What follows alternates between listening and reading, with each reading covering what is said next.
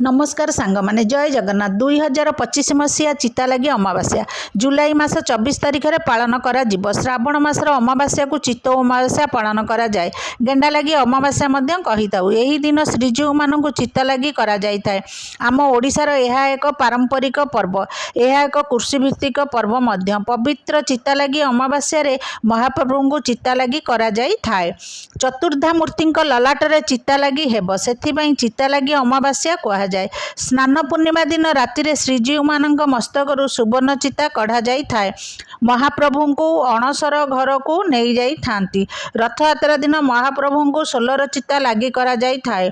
श्रावण मासर अमावास्या दिन सोलर चिता को बाहर करी हीरा नीला माणिक खंजित चिता लगी करा जाई थाए। श्री जगन्नाथ मस्तक हीरा खंजित धड़ा चिता, श्री बलभद्र मस्तक नीला चिता, सुभद्रा मस्तक माणिक चिता लगी करा जाई थाए। सही चिता को श्रावण मास अमावास्या तिथि रे महाप्रभु मानक लगी करा जाई थाए।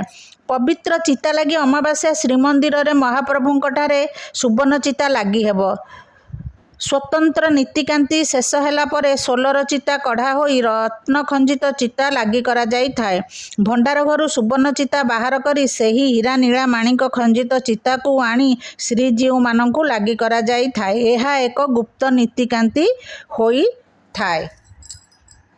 यह को गेंडाई अमावास्या मध्य कहा जाए। से दिन घरे घरे अरुआ चाउल आउ नड़िया मिसेई पिठौ प्रस्तुत होता है। से चितौ पिठा बना जाए थाए। से दिन श्रावण मासरे प्रबल वर्षा हुए, बिलरे पानी जमी थाए। बिलरे पानी थिबारु गेंडा माने फसल को नष्ट करी देइथांती।